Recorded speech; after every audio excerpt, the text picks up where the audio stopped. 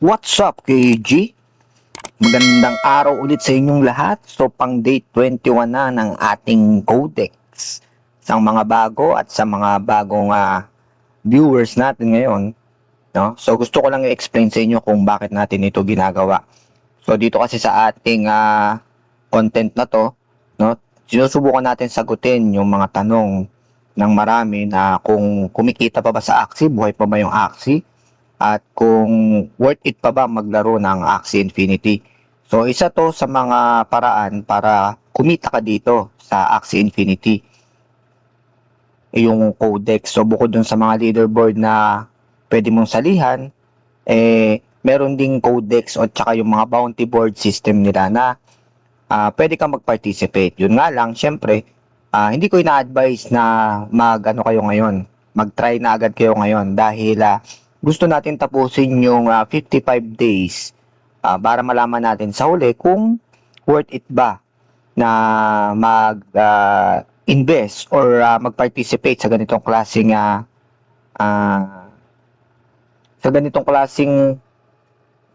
sistema na ibinigay sa atin ng Sky Maybes. So, pang 21 days na natin ngayon. So, titingnan natin ngayon ang ating mga tasks. So, dito sa ating mga tasks, sa ating bounty board, so may mga task kayo araw-araw na kailangan nyong ma-fulfill. So kagaya nung sa akin, so kailangan kong una is buy any Axie, kailangan natin bumili ng Axie, buy 1 consumable, buy 3 premium Coco Choco, tapos kailangan nyo maglaro ng Axie Classic, have 1 win in Curse Coliseum, play 3 rank battles, at saka win 1 battle sa Axie Classic. So, natapos na natin itong Axie Infinity Origin at saka Classic. Naglaro na tayo kanina. So, yung schedule natin ng live is 11 o'clock hanggang 1. So, makikita nyo naman din. I-upload ko rin naman yung aking mga live tungkol dun sa paglalaro ng Classic at saka ng Origin. Lang, wala pa tayong time para yung mag-grind talaga for leaderboard eh. So, i-schedule na lang natin kung kailan. Pero ilang araw na lang matatapos na rin yung rare era, so kailangan mag-adjust na tayo sa mga Axie na ginagamit natin. Yan. So, ang kailangan nyo gawin dito sa bounty board is ma-fulfill itong mga tasks na ito. So, yung una is yung buy any Axie. So, bili tayo ng kahit anong Axie. So, diretso na sa marketplace. So, bibili lang tayo ng kahit anong Axie dito. So, ito na lang floor price ang ating bibilhin. Yung Aqua na 0.63. List na natin ha. Kunin pala natin ang ating listahan. Lagi na lang natin nakakalimutan ng ating listahan. So, tingnan muna natin kung mabibili natin kasi baka nabili na to eh. So, ang gagamitin kong pambili ay ang aking USDC. So, 0.63 USDC. So, yan. Sa peso is 38 pesos siya. Ang sunod nating task ay buy 3 premium Coco Choco. So, medyo ito, makatikat ito. So, buy 3 premium Coco Choco daw.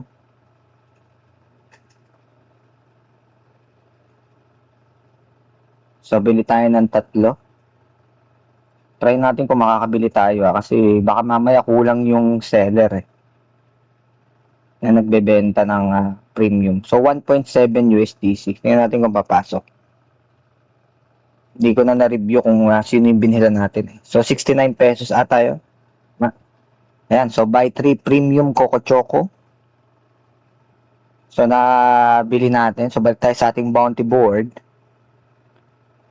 Ayan. So, buy any Axie, buy 1 consumable, buy 3 premium, have 1 win in Curse Coliseum. Okay na rin yan.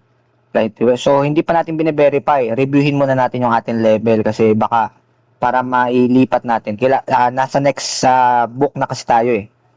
Level 19 tayo. So, magle-level 20 tayo ngayon. So, magne-next book tayo. So, ang kailangan natin is 50 para mag-level 20. So, hanap tayo dito ng task na papasok sa 50. So, ito yung play 3 rank battles. Pasok na to sa 50. So, i-verify na natin to. Ayan. So, tingnan natin ang ating task. So, level, balik na tayo ng level 0. Kasi tapos na natin yung book. So, pili muna tayo ng book bago natin yan. Para mag-override yung ating points ngayon doon sa kabilang book. Golems of War ba tayo or ano? Black Killing. So, tingnan muna natin yung reward sa Black Killing. Daming role na ito. So, makakuha ka nito. Yung Black Killing Idol. No? Tsaka yung Codex Orb. So, yung kabila naman, kasi ano to kung sakaling kapusin tayo sa level, hindi na natin makukuha yung pinakasagad eh. Pero dito kasi mas maraming rewards na BXS at makakakuha ka nito. No?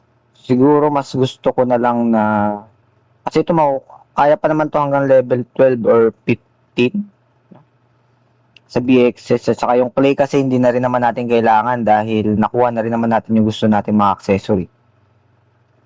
Siguro panghuli na lang natin tong Golems of War. Dito muna tayo sa Black Killing.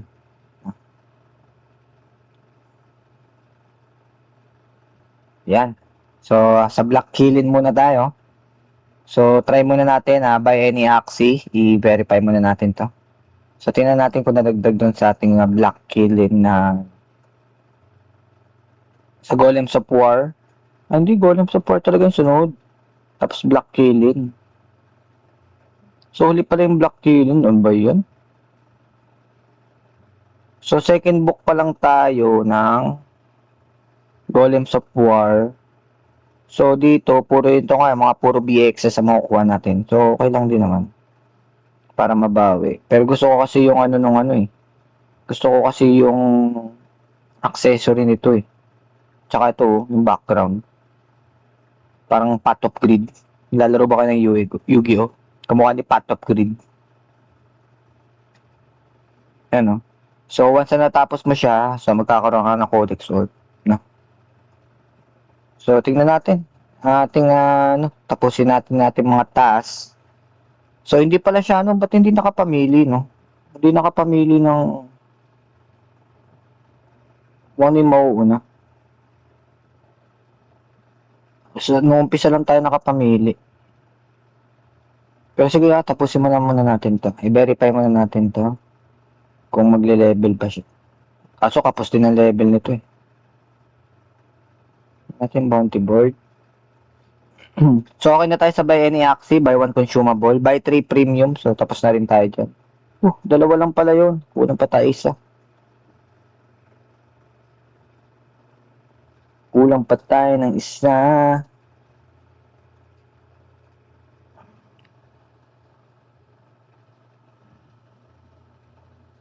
Yan, sa 0.56. Di, pero yun na yung tatlo eh. Kasi 0.56 times 3, nasa 1.7 yun. So, kanina, dalawa lang yung nabili natin. Pero, so hindi naman nabawas yun sa natin. Kasi hindi naman yung magana sa Ronin blockchain. Hindi yung confirm. So, dalawa lang yung nabili talaga natin doon. So, ang gastos natin doon is $1.7 pa rin.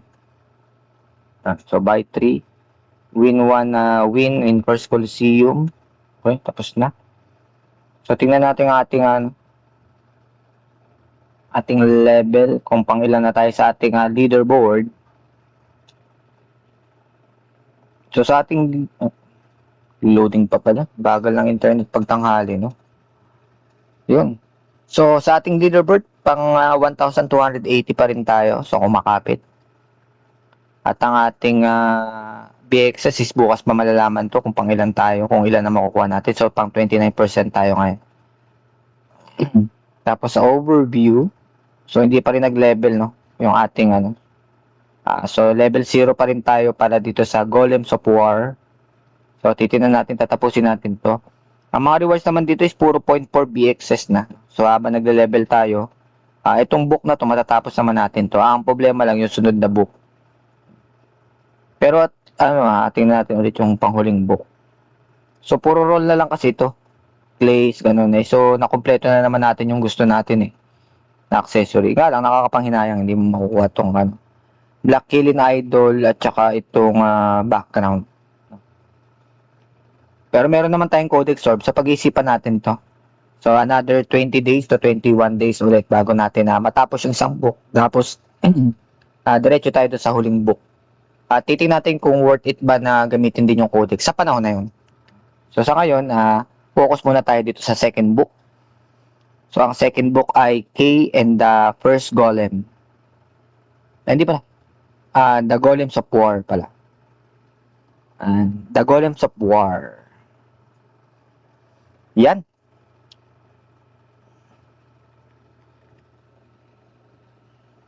So, sa lahat ng ating mga supporters at ating mga subscribers, maraming thank you sa inyo.